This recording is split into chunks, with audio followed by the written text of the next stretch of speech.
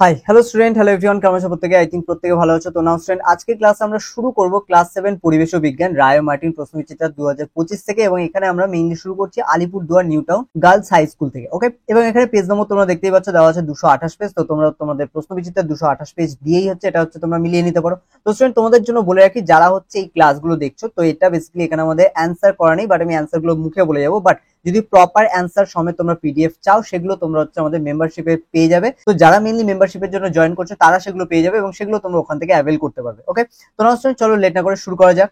কি বলা আছে দেখো, বলেছে নিচের প্রশ্নগুলি অতি সংক্ষিপ্ত উত্তর দাও। তো এখানে আমাদের সেলসিয়াস ও ফারেনহাইট স্কেলের মধ্যে পার্থক্য। তো সেলসিয়াস ও ফারেনহাইট স্কেলের মধ্যে আমরা একটা সম্পর্ক জানি, C/5 এবং F-32/9। ঠিক আছে, তো এটা আমাদের সেলসিয়াস ও ফারেনহাইট স্কেলের মধ্যে সম্পর্ক। ওকে, তো এই সম্পর্কটা খেয়াল রাখতে হবে, C/5 আর এখানে F-32। ঠিক আছে, F-32/9, এটা তোমাদেরকে মনে রাখতে হবে। ঠিক আছে, নেক্সট চলে বলেছে নাইট্রিক অ্যাসিডের সংকেত। তো নাইট্রিক অ্যাসিডের সংকেত কি? HNO3। ওকে, তো এখানে খেয়াল রাখতে হবে HNO3। তারপরে চলে বলেছে ঘনীভবনের সময় লিন তাপ গৃহীত না বর্জিত হয়। ঘনীভবন প্রসেস তোমাদের খেয়াল রাখতে হবে। ঘনীভবন কি? দেখো, ঘনীভবন বলতে আমাদের বোঝায় যখন আমাদের জল বাষ্প হয় এবং সেই বাষ্প হওয়া জল যখন ঠান্ডা হয়ে ঘনীভূত হয়ে আবার জলের আকার ধারণ করে। ঠিক আছে, তার মানে বাষ্প সেখান থেকে আমাদের ঘনীভূত হয়ে যখন আবার জলের আকার ধারণ করছে। ওকে, তার মানে দেখো, যখনই এটা বাষ্পীভূত হয় তখন এটা গরম থাকে বলে বাষ্পীভূত হয়। এবার যখন ঘনীভূত হচ্ছে তখন সেটাকে কিন্তু তাপ তোমার বর্জন করতে হয়, করে এটাকে ঠান্ডা হতে হয়, নিজেকে ঠান্ডা হতে হয়। তার মানে আলটিমেটলি কি এখানে কি হয়? তাপ বর্জিত হয়, মানে লিন তাপ এখানে কি হয়? বর্জন করে। সেক্ষেত্রে আমরা বলতে পারি ঘনীভবনের সময় লিন তাপ বর্জিত হয়। ওকে, নেক্সট চলে বলেছে কোন রশ্মি চোখের পক্ষে ক্ষতিকারক। ওকে, তো কোন রশ্মি চোখের পক্ষে ক্ষতিকারক? মেইনলি আমাদের ইউভি রশ্মি, এক্স রশ্মি, এগুলো চোখের পক্ষে ক্ষতিকারক। নেক্সট চলে বলেছে আমাদের পরিবর্তনশীল যোজ্যতা আছে এমন একটি ধাতুর নাম লেখো। এখানে একটি বলেছে, আমরা চাইলে দুটোর নাম মনে রাখতে পারি। পরিবর্তনশীল যোজ্যতা আছে এমন একটি ধাতু হলো লোহা এবং কপার। ঠিক আছে, নেক্সট চলে বলেছে মানুষের পাকস্থলীতে কি অ্যাসিড থাকে। তো মানুষের পাকস্থলীতে হাইড্রোক্লোরিক অ্যাসিড, বা যেটাকে আমরা শর্টে HCl লিখতে পারি। ঠিক আছে, এখানে ক্যাপিটাল H, C আর এলটা স্মল এ হয়। ঠিক আছে, HCl। নেক্সট বলেছে বায়োডিগ্রেডেবল পলিমার বলতে কি বোঝো। দেখো, বায়োডিগ্রেডেবল বলতে অ্যাকচুয়ালি কি হয়, যেটা বায়ো অ্যাকচুয়ালি এমন কিছু পলিমার যেগুলো আমাদের মাটিতে মিশে যায় সহজেই। ঠিক আছে, মাটিতে যেসব অণুজীব থাকে তাদের সাহায্যে। তাহলে আমরা বলতে পারি বায়োডিগ্রেডেবল পলিমার বলতে বোঝায় সেই সকল পলিমার যেগুলো সহজেই মাটিতে অণুজীবের দ্বারা মিশে যেতে পারে, তাদের বলা হয়। ঠিক আছে, নেক্সট বলেছে বলের সংজ্ঞা পাওয়া যায় নিউটনের কোন গতিসূত্র থেকে। এখানে দেখো, এই জায়গাটা অনেকেরই কনফিউশন থাকে, সেটা বলের সংজ্ঞা পাওয়া যায় নিউটনের কোন গতিসূত্র থেকে। তো এখানে দেখো, বলের সংজ্ঞা বলেছে, মানে এখানে বলের সংজ্ঞা মিন্স ধারণা, এটা পাওয়া যায় কিন্তু নিউটনের প্রথম গতিসূত্র থেকে। বাট আরেকটা কোয়েশ্চেন এখানে হতে পারে যে বলের গাণিতিক রূপ পাওয়া যায় কোন গতিসূত্র থেকে। সেক্ষেত্রে বলের গাণিতিক যে রূপ সেটা পাওয়া যায় দ্বিতীয় গতিসূত্র থেকে। কারণ কি, তোমরা দ্বিতীয় গতিসূত্রের রূপটা পড়েছো যে F = ma, তাই না? এখানে F বলতে কিন্তু অ্যাকচুয়ালি বল। ঠিক আছে, প্রযুক্ত যে বল সেটা। তো এক্ষেত্রে F = ma, তাহলে এটা পাওয়া যায় দ্বিতীয় গতিসূত্র থেকে। বাট এখানে আমাদের বলের সংজ্ঞা পাওয়া যাচ্ছে কোথা থেকে? নিউটনের প্রথম গতিসূত্র থেকে। ওকে, নেক্সট চলে শূন্যস্থান পূরণ। বলেছে পদার্থের অবস্থা পরিবর্তনের সময় পদার্থের ড্যাশ অপরিবর্তিত থাকে। তাহলে পদার্থের অবস্থা পরিবর্তনের সময়, যখন পদার্থের অবস্থা পরিবর্তন হয়, সেক্ষেত্রে ড্যাশ অপরিবর্তিত থাকে। কি অপরিবর্তিত থাকে? এক্ষেত্রে পদার্থের আমাদের উষ্ণতা বা তাপমাত্রা অপরিবর্তিত থাকে। ওকে, নেক্সট চলে বলেছে ভর সংখ্যা সমান প্রোটন সংখ্যা প্লাস ড্যাশ। তো এক্ষেত্রে ভর সংখ্যা সমান প্রোটন সংখ্যা যোগ আমরা বলতে পারি নিউট্রন সংখ্যা। ওকে, খেয়াল রাখতে হবে, কারণ কেন্দ্রে আমাদের যে কোনো পরমাণুর কেন্দ্রে প্রোটন নিউট্রন এগুলো থাকে। তাহলে এখানে কেন্দ্রের মধ্যে আমাদের প্রোটন এবং নিউট্রন যেহেতু থাকে, তাই আমরা এই দুটোকে যোগ করলে তাকে বলি ভর সংখ্যা। তাহলে এখানে প্রোটন আর নিউট্রন থাকছে, তাহলে এই দুটোর যোগফলকে আমরা ভর সংখ্যা বলছি। তাহলে এখানে একটা হবে প্রোটন আর একটা কি হবে? নিউট্রন সংখ্যা। নেক্সট চলে বলেছে কার্য = বল ইন্টু ড্যাশ। তাহলে দেখো, কার্য বলতে W দিয়ে বোঝানো হয়। তো কার্য = বল ইন্টু সরণ। কোনো জায়গায় যদি বল প্রয়োগ করা হয় এবং তারপরে যদি বস্তু সরণ হয়, তবেই আমরা বলতে পারি ওখানে কার্য হয়েছে, যেটা তোমরা ক্লাস 9-এও পাবে আবার। তো এক্ষেত্রে কার্য বলতে কি? বল ইন্টু সরণ। তাই বলের সাথে সরণ, এই দুটোর গুণফলকে আমরা কি বলি? কার্য। তো এটা মনে রাখতে হবে। এখানে কোয়েশ্চেন বিভিন্ন রকম ভাবে ঘুরিয়ে দিতে পারে, হয়তো তোমাদের দিয়ে দিল কার্যের জায়গায় শূন্যস্থান দিয়ে বললো বল ইন্টু সরণ। তো বল ইন্টু সরণ বলতে কি? কার্য বা কৃতকার্য। ওকে, নেক্সট চলে বলেছে আপেলে ড্যাশ অ্যাসিড থাকে। তো আপেলে আমাদের ম্যালিক অ্যাসিড থাকে। খাবার সোডার জলীয় দ্রবণের পিএইচ এর মান ড্যাশের বেশি। তো খাবার সোডার জলীয় দ্রবণের পিএইচ এর মান কত বেশি? তো খাবার সোডা যেহেতু বলেছে, খাবার সোডার সংকেত এখানে মনে রাখতে হবে। খাবার সোডার সংকেত মনে রাখতে হবে সোডিয়াম বাইকার্বনেট। তো এক্ষেত্রে আমরা সোডিয়াম বাইকার্বনেট, মানে এটা Na, তারপরে বাইকার্বনেট আছে। বাইকার্বনেট মানে মাঝখানে একটা H আছে। ঠিক আছে, NaH, তারপরে এখানে CO3। ঠিক আছে, NaHCO3। ওকে, তাহলে NaHCO3 এটা হচ্ছে আমাদের খাবার সোডার সংকেত। ঠিক আছে, তাহলে এটার পিএইচ এর মান কত? দেখো এখানে যেহেতু সোডিয়াম বাইকার্বনেট বলা হচ্ছে, তো এটা হচ্ছে ক্ষারীয় প্রকৃতি, সেক্ষেত্রে আমরা বলতে পারি খাবার সোডার যে পিএইচ সেটা হচ্ছে 7-এর বেশি। বোঝা গেল? তাহলে 7 মানে হচ্ছে প্রসম, তাহলে 7-এর বেশি হলে তবেই সেটা ক্ষারীয় হবে। নেক্সট চলে এসো, বলেছে ক্ষারীয় দ্রবণে লাল লিটমাস ড্যাশ হয়। তো ক্ষারীয় দ্রবণে লাল লিটমাস নীল হয়, এবং একইভাবে এর বিপরীতটাও মনে রাখতে হবে। এখানে আম্লিক দ্রবণে বা অ্যাসিডিক দ্রবণে হচ্ছে নীল লিটমাস লাল হয়। ওকে, পোড়াচুনের সংকেত হলো, পোড়াচুনের সংকেত কি? এটা হচ্ছে CaO, ক্যাপিটালে সি, তারপরে স্মল এ, তারপরে ক্যাপিটালে হচ্ছে ও। ঠিক আছে, CaO। নেক্সট আছে বলেছে নেপচুনিয়ামের সংকেত কি? নেপচুনিয়াম, এখানে ক্যাপিটালে N এবং স্মল আকারে হচ্ছে P, এটা হচ্ছে আমাদের নেপচুনিয়ামের সংকেত। ওকে, নেক্সট চলে এসো, বলেছে মাটির কলসির জল ঠান্ডা থাকে কেন? মাটির কলসির জল কেন ঠান্ডা থাকে? তো দেখো মাটির কলসির জল এটা আমাদের অলরেডি বইতেও দেওয়া আছে সুন্দর করে, তাও আমি একবার মুখে বলে দিই, তোমরা হচ্ছে চাইলে নোট ডাউন করতে পারো, আদারওয়াইজ বই থেকেও পড়তে পারো এটাকে। ঠিক আছে, তো দেখো মাটির কলসির জল কেন ঠান্ডা থাকে? তো মাটির কলসির জল ঠান্ডা থাকে কারণ মাটির কলসির গায়ে অসংখ্য সূক্ষ্ম সূক্ষ্ম ছিদ্র থাকে, সেই ছিদ্র থেকে জল বাইরে বেরিয়ে আসে, এবং সেই জল যখন বাষ্পে পরিণত হয় তখন তার জন্য প্রয়োজন লিনতাপ, এবং সেই লিনতাপ এটি মাটির কলসি থেকে এবং মাটির কলসির ভেতরে থাকা জল থেকে সংগ্রহ করে, ফলে মাটির কলসির ভেতরে থাকা যে জল সেটি ঠান্ডা হয়ে যায়। ওকে, নেক্সট চলে এসো, বলেছে কোন উষ্ণতায় সেলসিয়াস ও ফারেনহাইট স্কেলের পাঠ সমান হবে নির্ণয় করো। তো এক্ষেত্রে কোন উষ্ণতায় সেলসিয়াস ও ফারেনহাইট স্কেলের পাঠ সমান হবে? এক্ষেত্রে আমাদের কোন উষ্ণতায় আছে এটা মনে রাখতে হবে, -40°C উষ্ণতায় ফারেনহাইট আর সেলসিয়াস স্কেলের মান সমান হবে। ঠিক আছে, এবার এটা কিভাবে আমরা বের করতে পারি? এটা আমরা হচ্ছে উষ্ণতাটাকে x ডিগ্রি ধরে নিতে পারি। ঠিক আছে, আর আমরা যে ফর্মুলাটা জানি সেখানে অ্যাপ্লাই করতে পারি, যেটা হচ্ছে C মাইনাস হচ্ছে 5। ঠিক আছে, তো এই C এর জায়গায় C মাইনাস, সরি C-5 না, এটা হবে না, এখানে আমাদের C/5। ওকে, এখানে C মাইনাস নয়, C/5, যেটা আমাদের ফর্মুলা ছিল যে C/5, এবং তার সাথে আসছে কি আমাদের C/5 ইজ ইকুয়াল টু আমাদের এখানে F-32, বাই হচ্ছে 9। এই ফর্মুলা অ্যাপ্লাই করলে আমাদের আসবে -40°। কারণ কি? এখানে আমরা ধরে নেবো x ডিগ্রি উষ্ণতায় সেলসিয়াস এর ফারেনহাইট স্কেলের পাঠ সমান, তাহলে এখানে C এর জায়গায় x বসাবে, F এর জায়গায় x বসাবে, বসে এটাকে ক্যালকুলেট করবে সমতা বিধান যেভাবে করা হয়। ঠিক আছে, করলেই তোমরা এটা হচ্ছে পেয়ে যাবে। ঠিক আছে, আদারওয়াইজ তোমরা চাইলে আমাদের PDF যেটা আছে সেটা মেম্বার হয়ে তোমরা নিয়ে নিতে পারো, কারণ সেখানে মানে পুরোটাই প্রসেস আকারে করে দেওয়া আছে। ওকে, নেক্সট চলে এসো, বলেছে আমাদের চিত্র সহ সূচিছিদ্র ক্যামেরার কার্যনীতি ব্যাখ্যা করো। তো এক্ষেত্রে দেখো এটা তোমাদের বইতে অলরেডি দেওয়া আছে, দেখবে একটা মোমবাতি দিয়ে তার সাথে সামনে একটা হচ্ছে বক্স রেখে পুরো জিনিসটা করে দেওয়া আছে। তো ওখানে ওটাকেই তোমরা যে ওখানে 4টে স্টেপস বলে দেওয়া আছে ওটা তোমরা করতে পারো।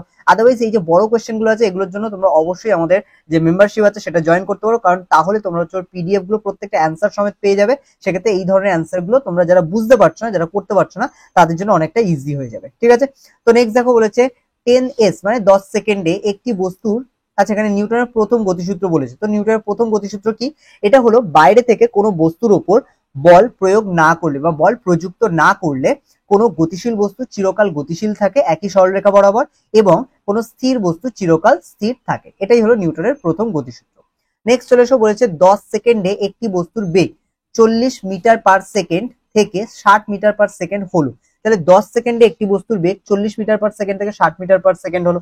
বস্তুটির ত্বরণ কত? দেখো এখানে ত্বরণের সিম্পল আমাদের ফর্মুলা অ্যাপ্লাই করতে হবে। তো এক্ষেত্রে দেখো সময় বলে দিয়েছে, ঠিক আছে, আর তার সাথে এখানে বেগের পরিবর্তন বলেছে। তো আমরা দেখো সিম্পল ত্বরণের যে সূত্র সেটা থেকে তোমরা হচ্ছে এটা করতে পারো, যে ত্বরণ ইজ ইকুয়াল টু কি? ত্বরণ ইজ ইকুয়াল টু বেগ বাই হচ্ছে সময়, বা আমরা বলতে পারি বেগ পরিবর্তনের হার বাই হচ্ছে সময়। তো এক্ষেত্রে ত্বরণ ইজ ইকুয়াল টু বেগ পরিবর্তনের হার। তো এখানে বেগ কতটা পরিবর্তন হয়েছে? 40 মিটার পার সেকেন্ড ছিল, সেখান থেকে 60 মিটার পার সেকেন্ড হয়েছে, মানে আমরা বলতে পারি এটা কত? 20 হয়েছে, তাই তো?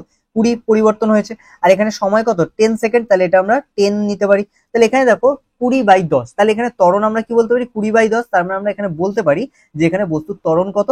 20/10। এবার এটা কাটাকাটি করলে কত আসবে? 2 আসবে, তার মানে আমরা বস্তুর ত্বরণ কত বলবো? 2 মিটার পার সেকেন্ড স্কোয়ার, কারণ ত্বরণের একক কি আমাদের? মিটার পার হচ্ছে সেকেন্ড স্কোয়ার। ঠিক আছে, এটা কেন আমরা হচ্ছে মিটার লিখলাম? কারণ এখানে বস্তুর বেগ কি দেওয়া আছে, মানে এখানে বেগ দেওয়া আছে মিটার পার সেকেন্ড, মানে এটা কি SI তে আছে, সেক্ষেত্রে আমরা ত্বরণের যে একক সেটাও SI তে লিখবো, মিটার পার সেকেন্ড স্কোয়ার। ভালো করে তোমরা এককগুলো খেয়াল করবে, তোমরা অনেক সময় অঙ্ক ঠিক করো বাট তোমরা এখানে এককের জায়গায় গিয়ে প্রবলেম করে দাও, যে কারণে এইসব অঙ্কে 2 নম্বর থাকলে তার জন্য তার থেকে আবার 1 নম্বর কেটেও নেয়, বোঝা গেল? বা অনেক সময় অনেক টিচার আছে পুরোটাই কেটে দেয়, তো এই জন্য তোমাদের এগুলোকে খেয়াল রাখতে হবে। নেক্সট অংশ বলেছে মানবদেহে অ্যাসিড ও ক্ষারের ভারসাম্য প্রধানত কোন দুটি বিষয়ের উপর নির্ভর করে। তো এখানে 1 নম্বর আমরা বলতে পারি যে মানবদেহে যে অ্যাসিড ক্ষারের ভারসাম্য সেটা যে দুটো বিষয়ের উপর নির্ভর করে সেটি হলো বলে হচ্ছে 1 নম্বর দিয়ে আমরা লিখতে পারি এক্ষেত্রে আমাদের নিঃশ্বাস প্রক্রিয়া কার্বন ডাই অক্সাইড কতটা হচ্ছে বের হয় বা কার্বন ডাই অক্সাইডের আদান প্রদানের উপর, এবং দ্বিতীয় যে পয়েন্টটা আমরা লিখতে পারি এক্ষেত্রে আমাদের দেহের মধ্যে ঘটা বিভিন্ন রাসায়নিক বিক্রিয়ার কারণে আমাদের দেহের মধ্যে অম্ল এবং ক্ষারের যে ভারসাম্য সেটা হচ্ছে নির্ভর করে। বোঝা গেল?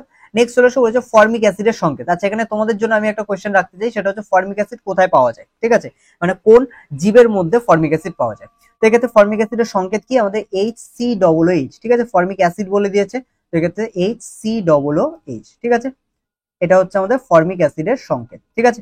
নেক্সট সলিউশন বলেছে অ্যাসিড ও ক্ষারের ধর্মের মধ্যে তুলনা করো। তো এক্ষেত্রে অ্যাসিড ও ক্ষারের ধর্ম এটা বইতেও খুব সুন্দর করে দেওয়া আছে, যেটা তোমাদের বলা হয়েছিল যে তোমরা অ্যাকচুয়ালি অ্যাসিড ও ক্ষার বলেছে। অ্যাসিড কি হয়, অ্যাসিড নরমালি হচ্ছে নীল লিটমাসকে লাল করে, আর ক্ষার লাল লিটমাসকে নীল করে, এটা একটা ধর্ম। দ্বিতীয় আমরা বলতে পারি হচ্ছে অ্যাসিডের মান পিএইচ স্কেলে 7-এর নিচে থাকে এবং ক্ষারের মান পিএইচ স্কেলে 7-এর উপরে থাকে। তো এগুলো হলো অ্যাসিড এবং ক্ষারের হচ্ছে ধর্মের মধ্যে তুলনা।